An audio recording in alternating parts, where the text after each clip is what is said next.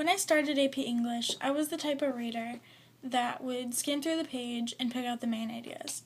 But I very quickly learned that that would not cut it in AP English. Right off the bat from reading Francine Poe's article, I learned that literature is art and I must put every word on trial to really see what the real big picture is, and also see the details in what the author wanted us to see. I connected these ideas with the help of Nabokov, Nabokov's harmonious balance between the reader and the author's mind. I saw this most when we read Of Mice and Men, because also like prose, I learned to reread and to really put every word on trial, because the first time I read it, I thought it was a really great book and just had a good story. But then as we reread parts in class, I really saw a lot of symbolism, especially with when Steinbeck was portraying Slim as a god figure, because at first I never noticed any of it, and it really opened my eyes to seeing that, because there was so many references to it, and before I'd never even seen them, and it added a lot of depth to his writing.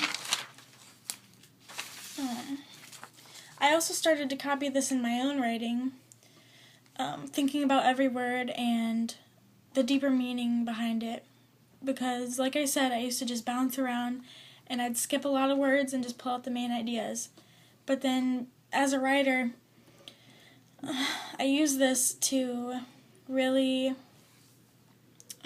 form a lot tighter theses, because I used to be really bad at that, and doing so also made me a better reader.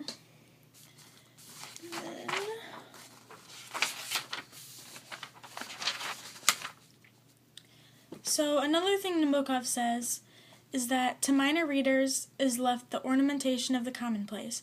These do not bother about any reinventing of the world. They merely try to squeeze the best they can out of a given order of things, out of traditional patterns of fiction. So what this made me think of was how much different it was reading literature and reading for entertainment, because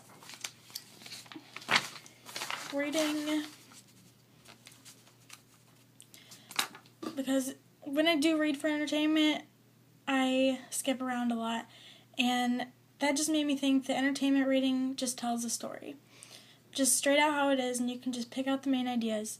But literature really shows you the story with words. It, like Nabokov said, literature reading is told by the author in a way that they are the teacher, the enchanter, and the storyteller. And literature is art because of that, and because of that word choice.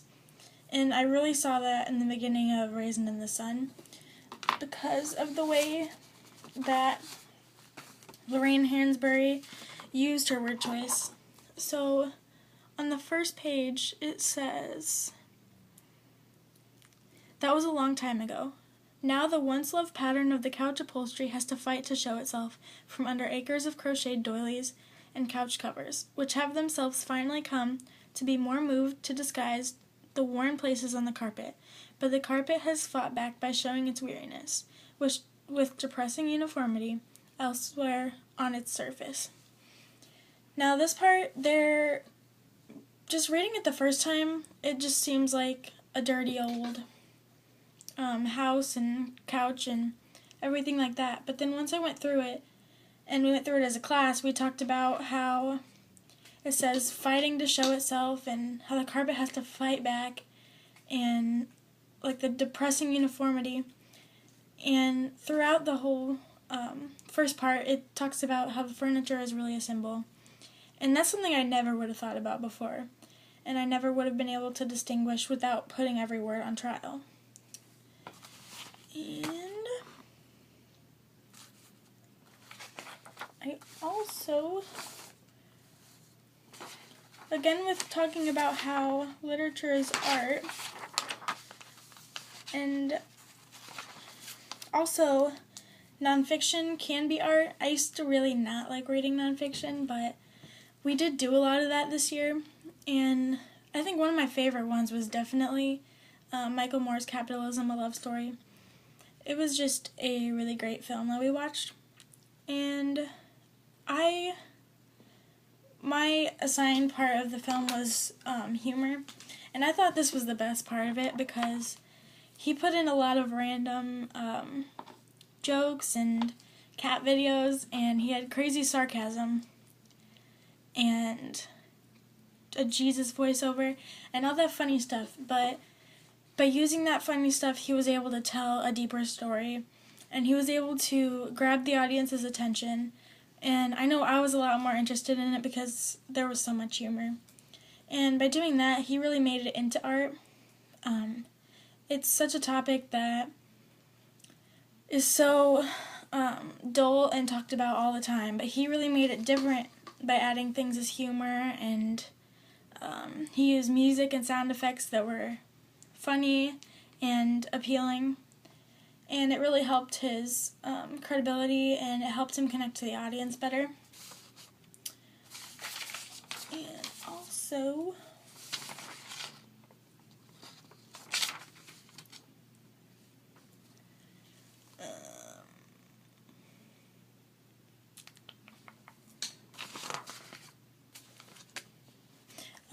and so also, connecting to that, we read my article about the American Dream was the one about Hillary Clinton's hair, and how people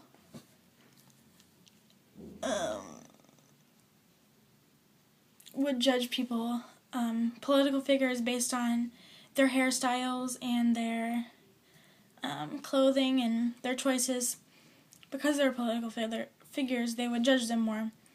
And I saw this as a very strong piece, and another one of my favorites because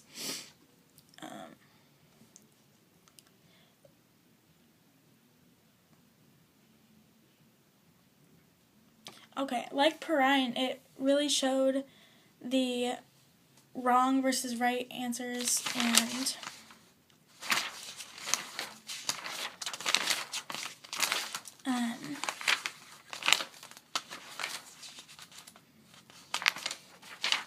also,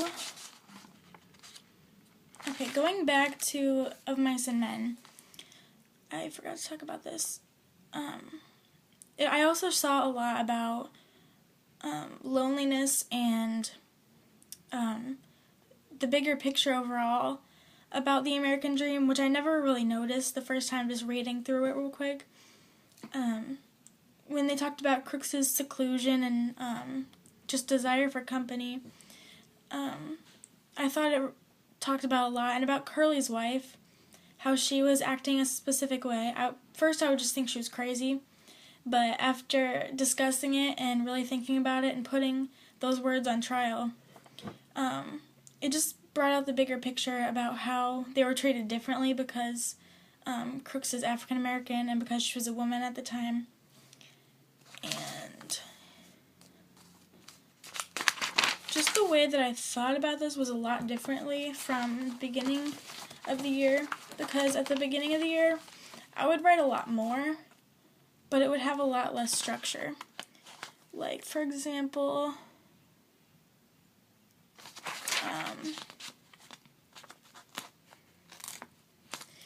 talking about good readers and good writers at the beginning, I said, he uses humorous satire in a way that can almost be offensive at times. He also uses a ton of similes and metaphors to compare and contrast different ideas in a way that really shows and creates a lot of imagery.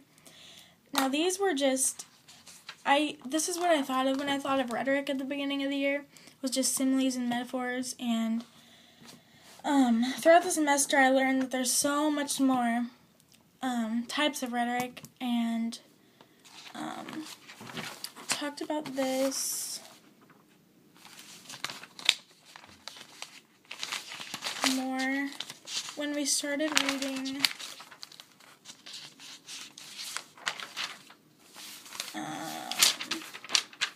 where I lived and what I lived for, because I started thinking about different things like syntax, and I wrote about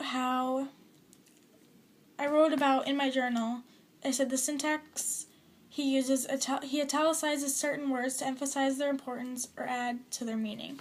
And by doing that, I was thinking, and I also thought put an anecdote in here, and I didn't know about any of those when I first started the year. And so overall, this year, I went from reading and just skimming the page and finding the main ideas and thinking of everything in the rhetoric as just metaphors and similes to really looking deeper and putting every word on trial. Thanks to Francine Poe Rose.